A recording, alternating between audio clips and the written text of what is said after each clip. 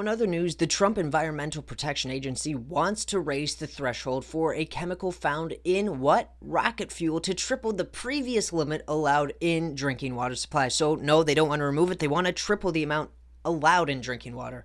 This is the first new drinking water rule introduced by the agency since George W. Bush.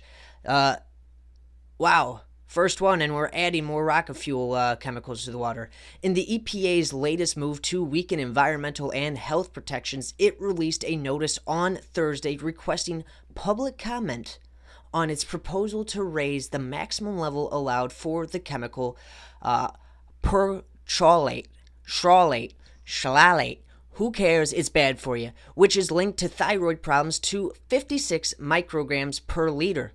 Now, this is three fucking times higher than what the EPA previously recommended as a safe level for drinking water, which was 15 micrograms per liter. Now, the previous recommendation was just an advisory to help guide states as opposed to an enforceable limit, which is what the agency is now proposing. Wow, this is what they think is a strict limit by increasing it. In addition to this change, the EPA is seeking comment on three other alternate options, setting the level to 18 micrograms per liter, to 90 micrograms per liter, or simply abolishing the rule regulating perchlorate in drinking water at all. Now, the news comes after a decade-long delay following a lawsuit by the Natural Resources Defense Council, also known as NRDC, if you've seen it online, demanding that the EPA set an enforceable standard for this chemical. This is enough to make you sick, literally, said Eric Olson, who is the Senior Director for Health and Food at NRDC, said in a statement on the new proposed limits. As a result, millions of Americans will be at risk for exposure to a dangerous level of toxic chemicals in their drinking water they have access to at home. Now, in addition to rocket fuel, perchlorate is also found in fireworks, airbags, matches, signal flares, some food packaging, and munitions. Health risks from exposure include disruption to the thyroid's ability to produce hormones needed for normal growth and development, along with potentially causing reproductive problems. Now, according to the NRDC, scientists recommended to a limit that is 10 to more than 50 times lower than what the EPA is currently proposing, which is increasing it. They say 50 times lower, EPA is like 3 times more. Two states currently have much stricter enforceable standards than required by the EPA. California, for example, is at 6 micrograms per liter, and Massachusetts is at 2 micrograms per liter. The EPA's proposal comes as the agency has been dragging its feet on implementing a similar legally enforceable standard for per and polyfluoroalkyl substances, PFAS, a group of man-made chemicals that are toxic to humans and can increase the risk of cancer, which anything here in the U.S. can do that at this point, in water. Currently, there is no maximum level of PFAS chemicals under EPA rules. Numerous communities in 43 states are currently suffering from the toxic chemical polluting their water.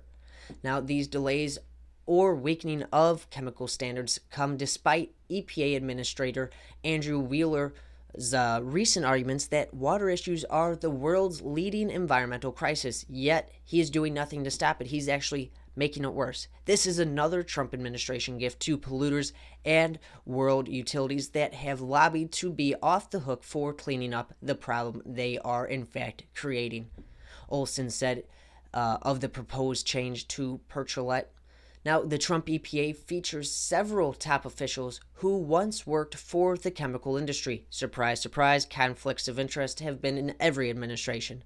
This includes, shocker, a former Koch Industries staffer, David Dunlap, who worked on water and chemical policy and now serves as Deputy EPA Assistant Administrator for Research and Development, and a former chemical industry attorney, Stephen Cook, who oversees Superfund sites.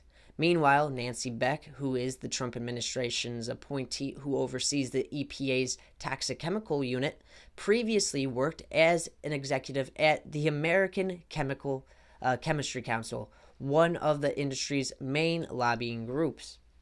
Now, what's more, a 2009 House Committee report found that Beck, a former Bush administration official, remind you, was slowing the progress in confirming the health threats from chemicals like perchlorate found in our drinking water.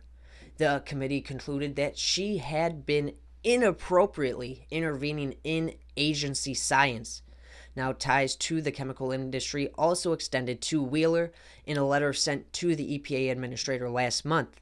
Chairman of the House Oversight Committee, Representative Eliza Cummings, a Democrat from Massachusetts, accused Wheeler of failing to disclose his previous lobbying on behalf of Darling Ingredients, which is involved in making fuel and fertilizers regulated by the EPA.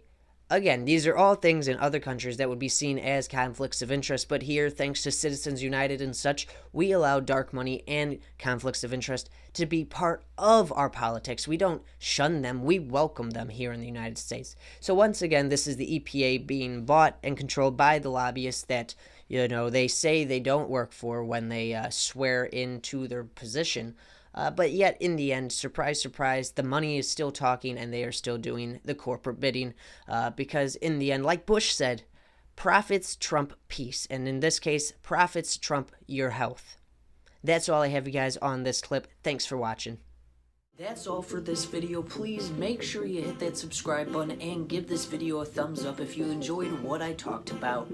Now, if you'd like to support the show, well, just remember you can visit the Patreon link below in the description and become a $3 or $5 monthly donor to the channel. Thanks for watching this video, and as always, this has been your Daily Ember.